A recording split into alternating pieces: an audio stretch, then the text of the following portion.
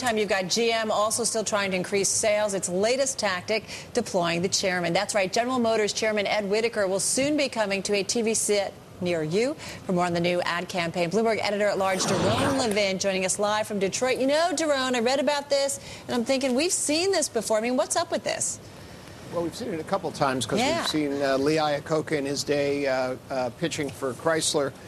Bill Ford, Jack Nasser coming on pitching for Ford when they were in trouble in the early part of this decade.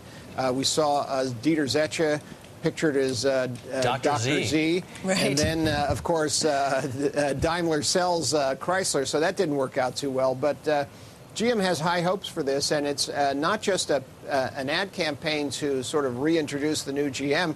Along with it comes a 60-day satisfaction money-back guarantee on GM cars, which is quite unusual. I just find it kind of interesting because, you know, ultimately it's about, you know, the product and making sure consumers like the product. I mean, what is there, though, you think they're thinking? I mean, you know, spoken with Mr. Whitacre. I'm just curious, what do you think his thinking is in kind of taking this route for advertising and getting to consumers?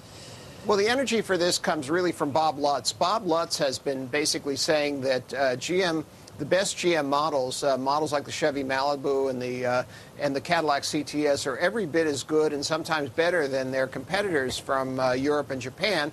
The trouble is that GM hasn't been spending aggressively enough or creatively enough to let the public know that. With the 60-day money-back guarantee plus this big ad campaign, he feels that the consumers are going to get a choice really to look at these GM vehicles and to try them without any risk. And as they call the campaign, may the best car win. Yeah, no doubt about that. What are you hearing, Daron, from auto industry watchers? Is this a good strategy on the part of Mr. Whitacre?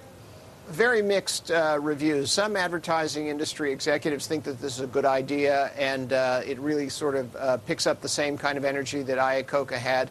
Others say it's really not, and that Whitacre is not well known. The analogy falls down because when Iacocca took this job and started getting into this campaign, he was already a national figure and a best-selling author, and it really worked. Nobody knows who Whitacre is, although he's supposed to have a pretty good style on camera, so we'll see how it works. Why not? I'm wondering the same thing. You know, why not Fritz Henderson, since he has had so much of the spotlight lately? Or Bob Lutz, too. Also Bob. Well, I'm sure either of them would volunteer, but I think right now the boss is Whitacre. He represents the government. He was chosen by the Treasury, and it's usually best to let your boss shine. Yeah, no doubt about that. All right, well, we'll end on that. Daron, thanks very much for joining us. Daron Levin there, Bloomberg editor at